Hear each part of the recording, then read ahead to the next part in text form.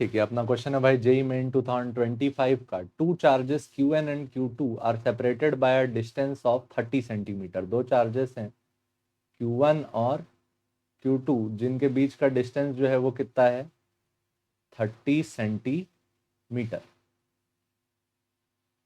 A third charge Q3 initially at C as shown in the figure. एक third charge Q3 है, third charge Q3 है जिसका distance कितना है,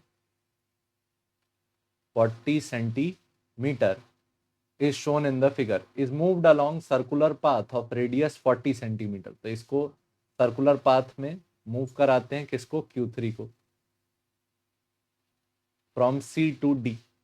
सबके पॉइंट्स के नेम है A B C और इसको मूव करा कहाँ लाए, D। ठीक।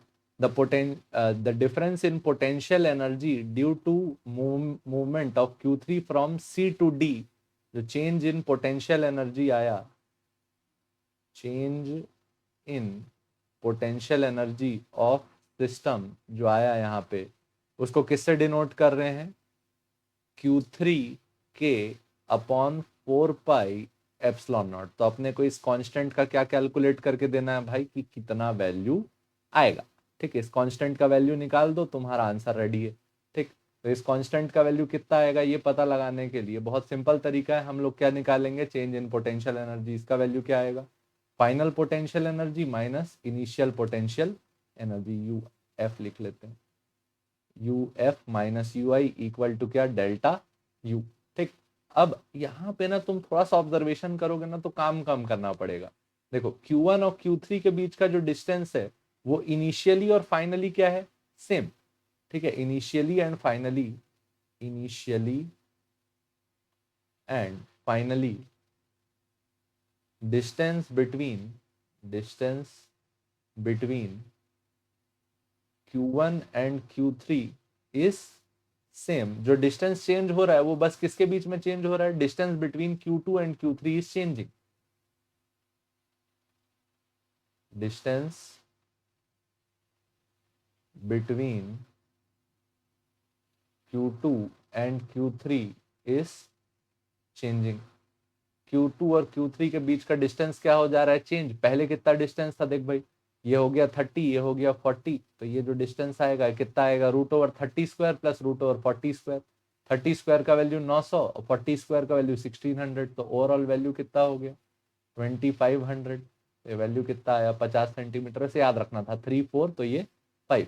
तो जो इनिशियल डिस्टेंस था Q2 और Q3 के बीच का वो था 50 सेंटीमीटर, और फाइनल डिस्टेंस दोनों के बीच का सिर्फ कितना हो गया, 40 सेंटीमीटर के रेडियस में घुमाए थे तो ये 40 और ये 30, तो ये कितना बचा, 10 सेंटीमीटर।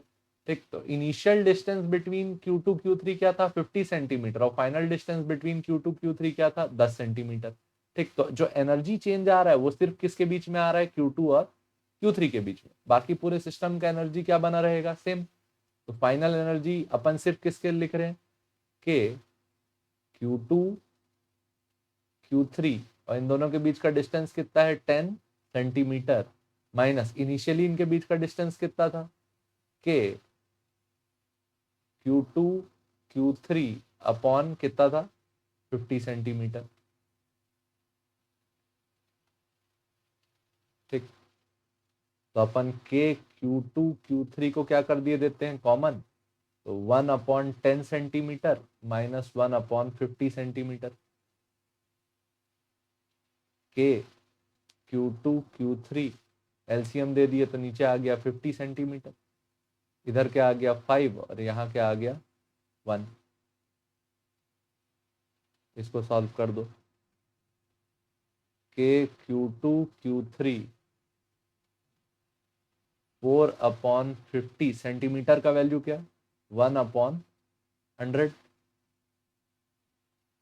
50 1 जा 50 2 जा, कौन सा फॉर्मेट मैथ का, A/B/C, ऊपर चले गया तो 2 चला गया ऊपर, क्या आया, K times Q2 times Q3 times 8। अच्छा, K का वैल्यू क्या है, K का ये जो कांस्टेंट है भैया ये इलेक्ट्रोस्टैटिक कांस्टेंट है। ठीक है, तो इलेक्ट्रोस्टैटिक कांस्टेंट का वैल्यू क्या है, 1/4 pi epsilon not Q2 Q3 times 8। ये आ गया हमारा चेंज इन पोटेंशियल एनर्जी। थोड़ा सा हमने दिमाग लगाया तो कैलकुलेशन कम करना पड़ा।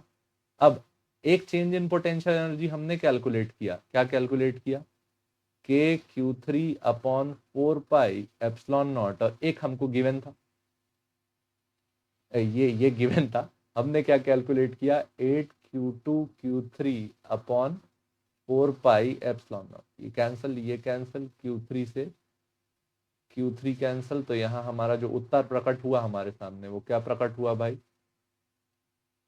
K equal to 8 times Q। ये तुम्हारा हो गया। अच्छा ठीक, होपफुली आपको समझ में आया होगा। देखने के लिए धन्यवाद। जय हिंद।